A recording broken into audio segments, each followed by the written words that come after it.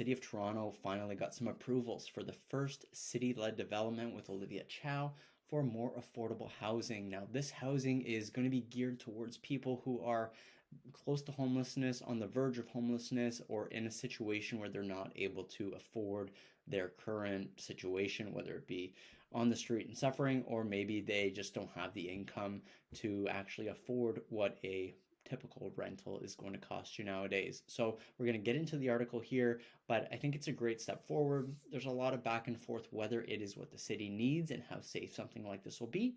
So I'd love to get your opinion at the end of the video in the comment section. Let me know, do you think this is a good idea?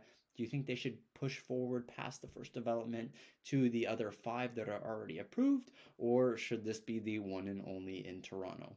Thank you so much for watching this video. My name is Mike Carpino. Now let's get into the article.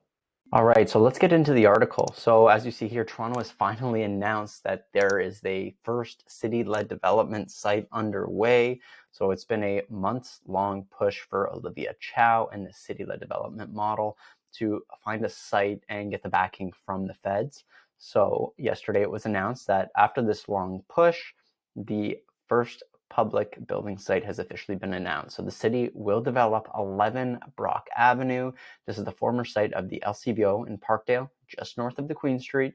And it's going to be a 40-unit rent geared to income supporting housing development. So anybody who's on the lower income scale, this is going to be a building that is geared more towards those people. The project is going to be funded by a $21.6 million commitment from the federal government, which is amazing. This is from the Rapid Housing Initiative, as well as a $3.4 million financial incentive from the City of Toronto, which is going to come in the form of some waivers of the development charges and planning and building fees, as well as property tax exemptions. So being able to remove some of this red tape that is generally there for your average builder is going to be huge, and it's going to save money on this project, putting that $21.6 million to much better use. Now, 11 Brock Avenue is one of 5 housing ready sites that have been identified by the city back in October. This is going to be the first of 5, hopefully not the last. Hopefully they're able to push these projects through and get them completed with the same intent from beginning to end, without any changes in the housing initiatives that they have placed on them. The city says that by building the development themselves, they'll be able to oversee the aspects and the whole project from the outside, and it will accelerate the delivery of the home for these lower income residents. Now, the increasing supply of supportive housing is critical to addressing homelessness in Toronto, Mayor Chow says. Today's announcement of the federal funding for this much needed housing is very welcome and an example of kinds of investment partnerships required to tackle the housing goals that she actually has, and the homelessness crisis, of course. So 11 Brock Avenue advances the city's public building model, and she's excited to see that the government of Canada is backing her and supporting her in this new initiative that she's got going here. So each of the 40 units will be private studio apartments with a kitchenette and a bathroom. They're going to be dedicated to people who are experiencing or are at risk of homelessness. So these buildings, and for those of you who don't know, a studio is just one unit without any closed off bedroom or office space. Obviously your bathroom is closed off, but it is one open unit. You don't have an individual bathroom.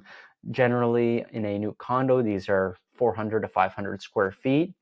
We'll get into the article a little bit further and see if there is a size that they are going to be, but they're going to be dedicated for people who are at risk. So with rent geared to income policy in place, the tenants will pay no more than 30% of their income or their shelter allowance of their income, which is amazing. So there's actually a number here that they do not pay more than. In your general rental market right now, we're seeing people spend upwards of 40 or 50% of their actual income that they are making. So this is going to be great for the people who are struggling at the moment. And the residents will have access to communal amenities within the building. So it's going to be just like a apartment building where there are some additional amenities that you can take advantage of. A not-for-profit housing provider will be selected to operate the building, and they'll operate the supportive services for the residents to make sure that everything is run properly.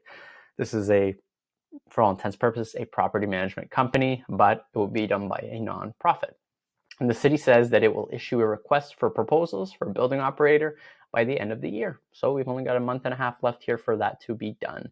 People experiencing homelessness face a lot of daily challenges in their health, their safety, their overall well-being, says Councillor Gord Perks, who represents Parkdale and the chair of the Planning and Housing Committee. The Rapid Housing Initiative allows us to deliver safe, sustainable, long-term housing with appropriate supports for people who need it most. Now, Chow's plan to have city act as a builder has received mixed reviews. Of course, nobody is going to get a full-fledged positive response from anything that they select, especially when they are involved in the government. Now, the mixed reviews are from all over the industry and maybe residents who don't understand the need for something like this. While some see it as a very promising start, others are more skeptical, and for good reason, whether or not the city is able to pull off the construction for this type of project. And it's a risky endeavor without private involvement. It's a model where it's tough to know who's going to be living there, and you have to vet every single person to make sure that it is still a safe space for people as well. Now, Chow is hopeful. She's saying in an interview recently that public developments of the 5 identified sites are hopefully going to be successful and they will be delivered speedily. There are more than 70 sites in the pipeline that stand to be developed in the same manner, including 47 additional city-owned sites, 31 non-for-profit owned sites. These are some great things that we will discuss in just one moment here.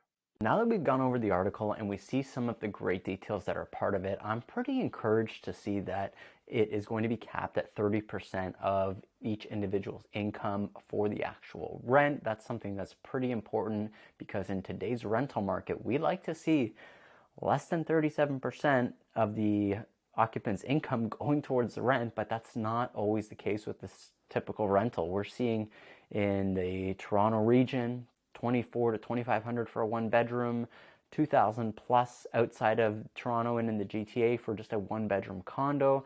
So knowing that this is a affordable housing build and that they are actually going to have some structure around how the affordability is going to work makes me optimistic that hopefully this works out.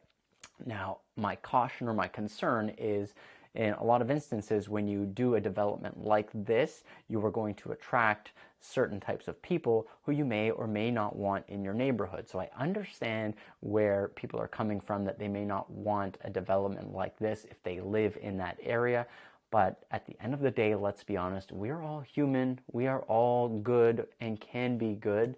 And people living on the street is not what we need. So if you're concerned about this happening in your neighborhood, you need to look at it from the big picture. There are so many people who are living on the streets in Toronto, and this is a good thing. Hopefully this 40-story building is able to add some good to this area of the city. Thank you so much for watching this video. Let me know in the comment section down below what your thoughts are. Would you want to live near something like this? Do you think it's a great idea for the city? And do you think they should go beyond just this one development and potentially follow through with the 5 total developments that they have already scheduled? Not yet approved, but scheduled. I'll see you in the next video. Have a great day.